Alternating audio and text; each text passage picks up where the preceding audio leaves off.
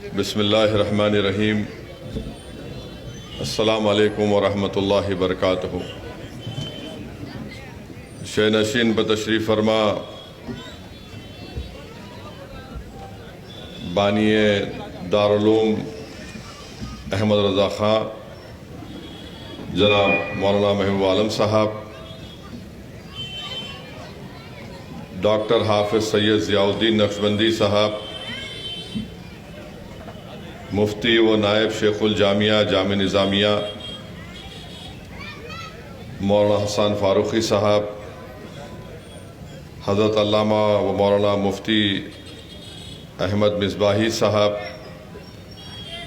حضرت مفتی نعیم الدین نعیمی صاحب، سید شاہ حضرت نبیرہ قادری حیدری صاحب، دیگر علماء مشائخین عظام، معزز حاضرین اکرام، یہ بڑی خوشی کی بات ہے کہ دارالعلوم احمد رضا خان پچھلے 35 سال سے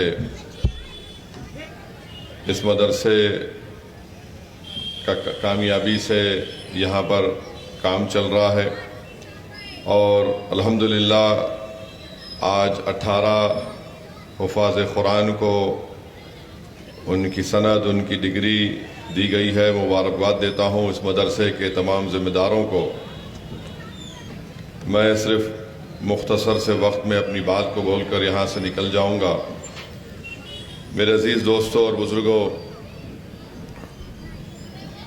شعبان کے مبارک مہینے میں آپ اور ہم ہیں، اور علماء اکرام نے ہم کو یہ بتایا کہ اس مبارک مہینے کا نام شعبان اس لیے رکھا گیا کیونکہ اس میں عرب کے کئی قبائلی لوگ اپنے اپنے قبیلے سے پانی کی تلاش میں نکلتے تھے اور جدا بھی ہو جاتے تھے، اور علماء اکرام کی زبان مبارک سے ہم نے سنا، اس حدیث شریف کو سنا کہ اللہ کے رسول صلی اللہ علیہ وسلم نے فرمایا کہ شعبان میرا مہینہ ہے، اور اس کی فضیلت اس طرح سے ہے جیسا آقا دو عالم صلی اللہ علیہ وسلم نے فرمایا کہ میری افضلیت تمام انبیاؤں پر جیسے ہے۔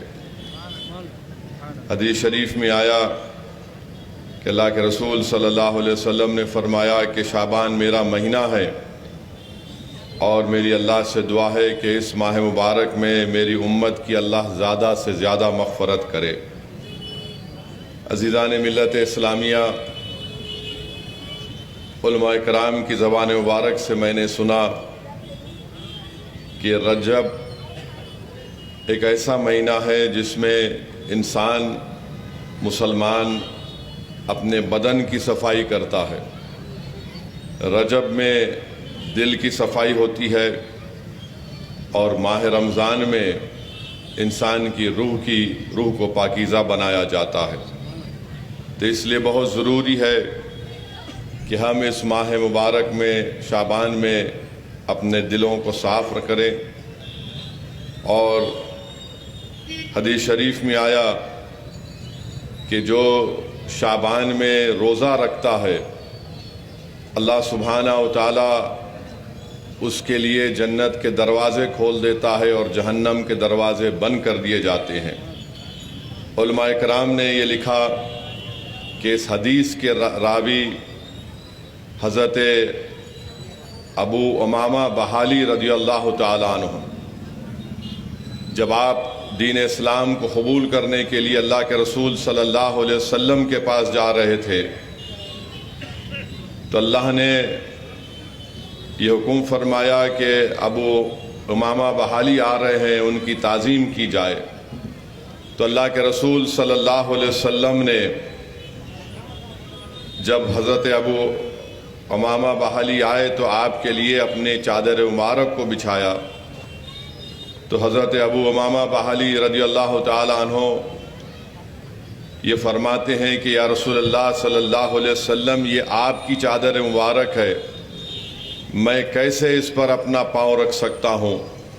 اور رسول اللہ صلی اللہ علیہ وسلم کی چادر مبارک کو اٹھاتے ہیں، اپنے سینے سے لگاتے ہیں، اور آنکھوں سے اس کو بوسہ دیتے ہیں۔ رسول اللہ صلی اللہ علیہ وسلم نے فرمایا کہ ابو امامہ باہلی ادب اور دانائی کا خزانہ ہے۔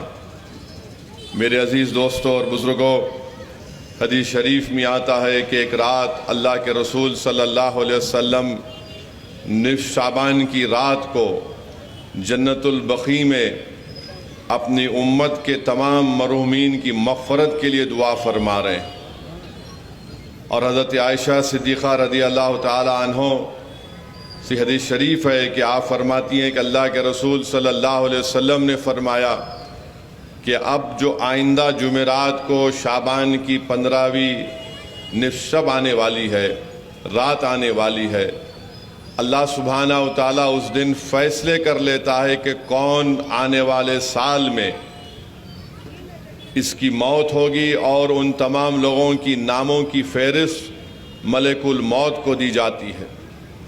کس کو رزق ملے گا، ان لوگوں کی فہرست اللہ حضرت میخائیل علیہ السلام کو دے دیتا ہے۔ تو حدیث شریف میں آیا کہ جو لوگ اس رات اللہ سے گڑ گڑا کر عبادت کرتے ہیں، مغفرت کی بھیک مانگتے ہیں، توبہ کرتے ہیں، اللہ ان کی توبہ کو قبول کرتا ہے، اللہ ان کی مغفرت کو قبول کرتا ہے۔ اور حدیث شریف میں آیا کہ ان لوگوں کی دعا اور مغفرت قبول نہیں ہوگی تا وقت وہ توبہ نہ کر لے۔ ان میں مشرک ہے، شراب پینے والے ہیں، زنا کرنے والے ہیں، ماں باپ کی نافرمانی کرنے والے ہیں، رشتوں کو توڑنے والے ہیں۔ تو میرے عزیز دوستوں اور بزرگوں، ایک مبارک رات آنے والی ہے، آپ کو اور ہم کو اللہ ایک موقع دے رہا ہے کہ ہم اس میں اپنے گناہوں سے اللہ سے بخشش طلب کریں۔ اگر ہم میں کوئی ماں باپ کا نافرمان ہے، ہم اپنے ماں باپ کو راضی کریں۔ ہم میں کوئی ہے جو رشتوں کو توڑتا ہے تو اب ہم اپنے رشتوں کو سنوار لیں۔ کوئی شرک کرتا ہے، کوئی شراب پیتا ہے، زنا کرتا ہے تو توبہ کر لے۔ تو میرے عزیز دوستوں اور بزرگوں، یہ چند گزارشات مجھے آپ تک رکھنا تھا، اور اللہ سے ہم دعا کرتے ہیں کہ اللہ سبحانہ و تعالی ہم تمام کو، مسلمانوں کو نماز کا پابند بنائے۔ میں نے علماء کرام کی زبان مبارک سے سنا کہ 700 مرتبہ قرآن میں اللہ ذکر کر رہا ہے نماز کا۔ نماز ہم پر فرض ہے، نماز پڑھنا ہم مسلمان کے لیے ضروری ہے۔ ہم میں اور کافر میں فرق یہی ہے کہ ہم نماز پڑھتے ہیں، اور اگر ہم نماز ایک ایسا عظیم تحفہ ہے جس کو اللہ سبحانہ و تعالیٰ نے رسول اللہ صلی اللہ علیہ وسلم کو اپنے پاس عرش پر بلا کر اپنا دیدار کرا کر یہ تحفہ نماز کا رسول اللہ صلی اللہ علیہ وسلم کی امت کو دیا۔ تو میرے عزیز دوستو، نوجوانوں، اپنی مسجدوں کو آباد رکھیے۔ با جماعت نماز ادا کرنے کی ہم تمام کو پوری کوشش کرنا ہے، خاص طور سے فجر کی نماز کو۔ میں نے علماء کرام کی زبان مبارک سے سنا کہ جو فجر کی نماز نہیں پڑھتا، شیطان اس کے کان میں پیشاب کرتا ہے۔ جو نماز کو چھوڑتا ہے فجر کی، وہ شیطان کا جھنڈا اٹھا لیتا ہے، اور جو با جماعت فرض فجر کی نماز پڑھتا ہے، وہ اس کو ایک عظیم حق کا جھنڈا اس کو دیا جاتا ہے۔ تو میرے عزیز دوستوں اور بزرگوں، یہ بڑی مبارک محفل ہے کہ دارالعلوم امام احمد رضا خان میں آج جو 35ویں سال اس کا قیام ہو چکے ہیں۔ آج 18 حفاظ قرآن کو یہاں پر حفظ نے مکمل کیا۔ میں مبارکباد دیتا ہوں ان تمام حفاظ کو، ان کے ماں باپ کو، اور اللہ کے رسول صلی اللہ علیہ وسلم کے حدیث شریف ہے کہ جو حافظ قرآن کو حفظ کرتا ہے اور اب اس کے حلال کو حلال جانتا ہے، اس کے حرام کو حرام جانتا ہے، تو وہ قیامت کے دن اپنے خاندان کے ایسے 10 لوگوں کی شفاعت کرے گا جن پر جہنم واجب ہو چکی ہے۔ اللہ سبحانہ و تعالیٰ ان کی شفاعت کو قبول کرے گا۔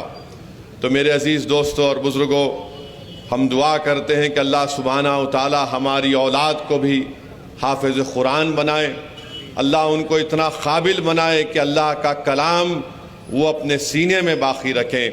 اور میرے عزیز دوستوں اور بزرگوں، قیامت کے دن حدیث شریف میں آیا کہ ان 18 حافظ قرآن کے ماں باپ کو انشاءاللہ تعالی اللہ قیامت کے دن ان کے سروں پر تاج رکھے گا.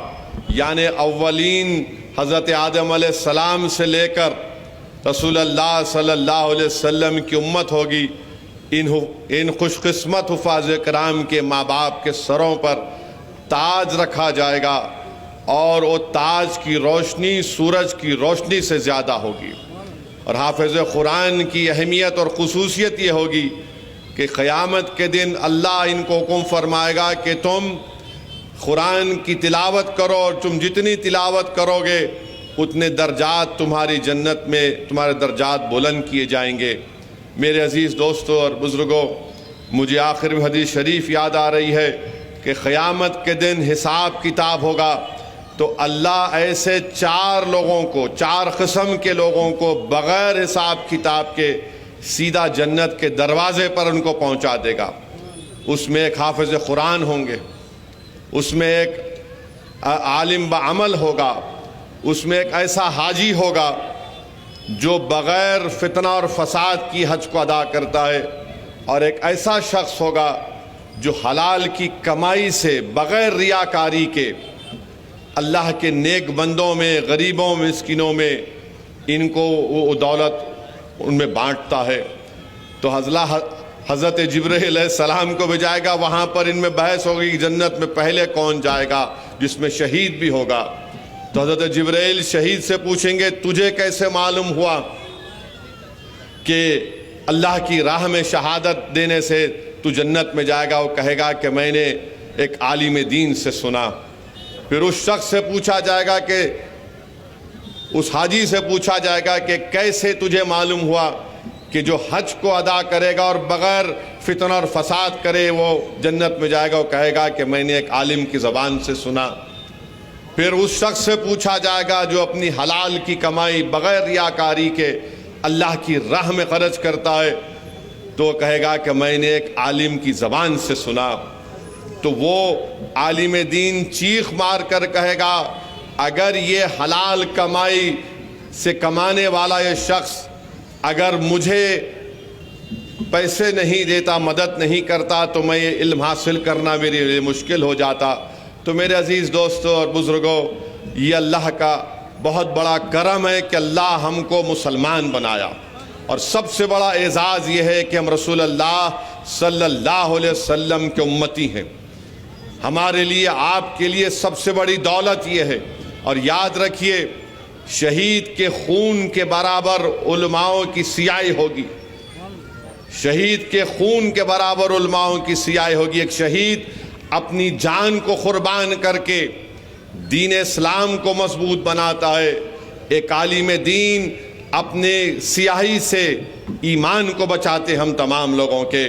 تو میرے عزیز بزرگوں اور دوستوں، علماء کرام کی عزت کرنا، حفاظ کرام کی عزت کرنا. اور حدیث شریف میں آیا کہ جب یہ حفاظ کرام اس دنیا سے جائیں گے تو اللہ زمین کو حکم فرمائے گا کہ تم ان کے دلوں کو ہاتھ مت لگاؤ، کیونکہ اس میں ان کے دلوں میں میرا کلام ہے. تو میرے عزیز دوستوں اور بزرگوں، اللہ کا کرم ہے کہ ہمارے مدرسے آباد ہیں، پورے ملک میں ہمارے مدرسے آباد ہیں، اور انشاءاللہ تعالی صبح قیامت تک آباد رہیں گے. یہ مدرسے ہمارے دین اسلام کے قلعے ہیں. ان قلعوں کو مضبوط رکھنا، ان قلعوں کی حفاظت کرنا، یہ ہماری ذمہ داری ہے. اور اگر کوئی شکایت ہے آپ کو کہ میرے پاس فلاں چیز نہیں ہے، میرے پاس اس چیز کی کمی ہے، تو تھوڑی دیر کے لیے وہ غزہ کے ان غریب مسلمانوں کو دیکھو جو اپنے برباد شدہ گھروں کی طرف مسکرا کر لوٹ رہے ہیں، جنہوں نے اپنے بچوں کو کھویا.